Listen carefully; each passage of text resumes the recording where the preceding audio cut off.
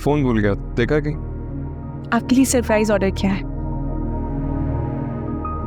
तुम कभी कभी मुझे मुकम्मल पागल मालूम होती। जाहिर है अब तो मैं आपको पागल ही लगूंगी।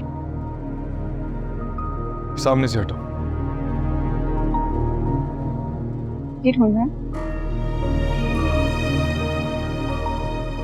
क्या बदतमीजी है तानिया। बदतमीजी तो अब शुरू होगी। अरे हाय, कोई दरवाजे पे है, लेकर है ना अंदर।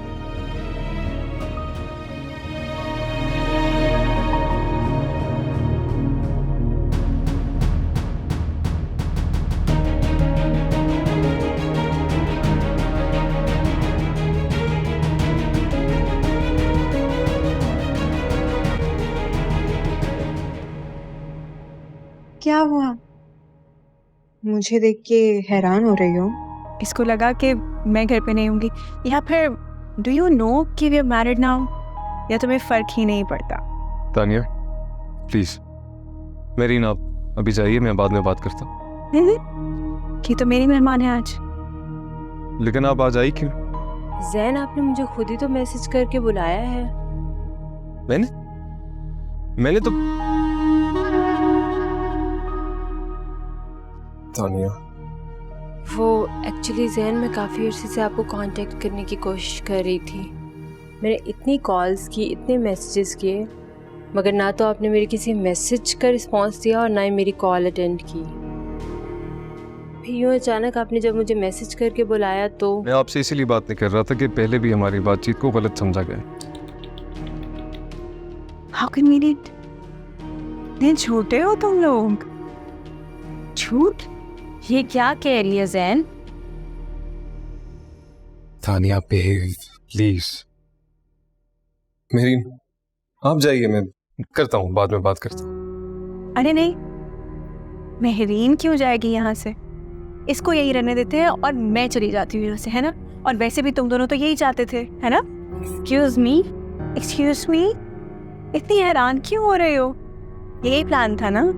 पहले भी तुम हमारे बीच में आई थी और अब दोबारा आ गई हो, तो ऐसे क्यों एक्ट कर रही हो?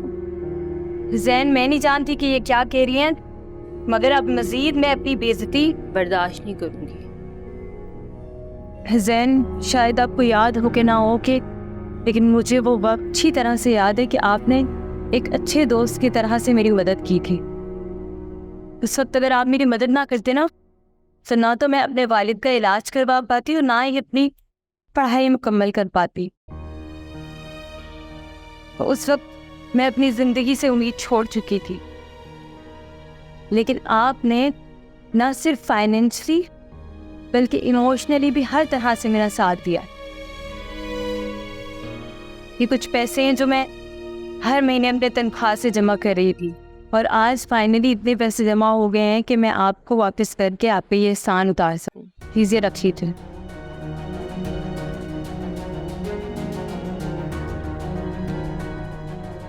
प्लीज ये रख लीजिए। अब मुझे इजाजत दे, मैं चलती हूँ।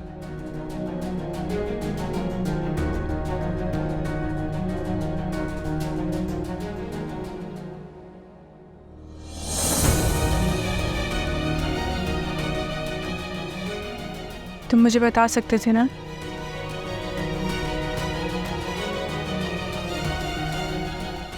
मैंने बताया था,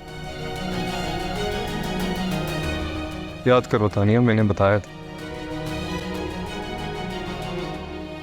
मैंने कहा था कि मेरे कहे अल्फाज पर मत जाओ, मेरे जज्बात पर जाओ, लेकिन तुम नहीं समझे। तुम मेरे कहे अल्फाज नहीं समझी तो अनकही बातें कैसे समझते? मुझे लगा था कि मैं कहूंगा कि इस बात को यहीं छोड़ दो तो तुम छोड़ दोगी, लेकिन तुमने नहीं छोड़। हालात भी तो ऐसे थे ना, ऊपर से ये तो मैं कॉल्स पे कॉल्स कर रही थी, मैसेजेस पे मैसेजेस किए जा रही थी, और तुम इसे छुप छुप के मिल रहे थे। तुम मुझे बताओ मैं क्या समझती? और वो नासिर, मुझे बाकी ये लगा था कि तुम उसके साथ जाने का इरादा कर रही हो।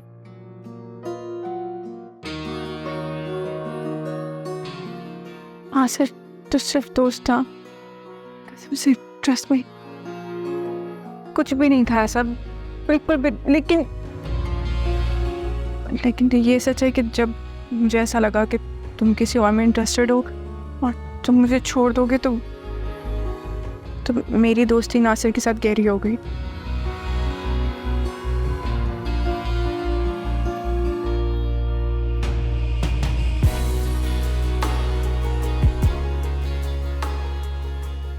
शायद हालात हम दोनों के लिए ठीक नहीं थे,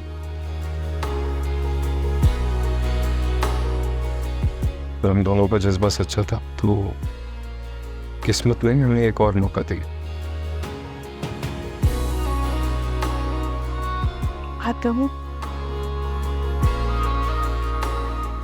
इन 2 महीनों में जो मैंने तुम्हारे साथ गुजारे हैं, ऐसे लगता है कि मैं तुमसे सर जितनी ही नाराज क्यों ना हूँ, लेकिन मोहब्बत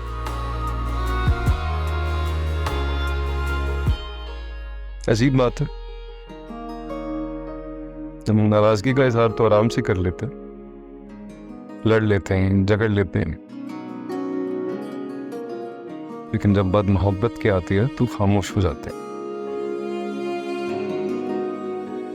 शायद मोहब्बत को अल्फाज की ज़रूरत नहीं। जरूरत है, मुझे भी ये लगता था कि अल्फाज की जरूरत नहीं है। मुझे लगता था मेरे बिन कहे तुम समझ जाओगी कि तुम्हारी जगह कोई नहीं ले सकता, कोई भी नहीं। वो मेरी दोस्त थी और रहेगी, लेकिन क्या तुम भी तो नासिर से मेरी दोस्ती नहीं समझे ना?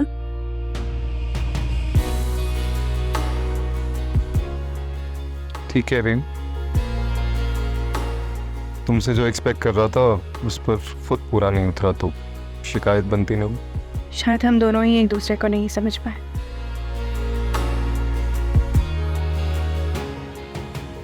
मुझे तुम्हें रोक लेना चाहिए था, तुम जा रही थी, तुम्हारा हाथ थाम लेना चाहिए था, तुम्हें रोक लेना चाहिए था। और अगर मैं आज जा रही होती तो क्या? तो तुम रोकते मुझे? ओ,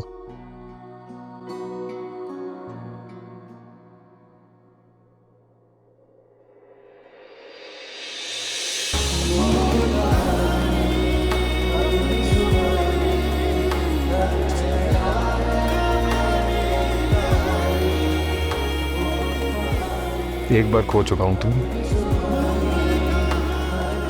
दोबारा नहीं खो सकता।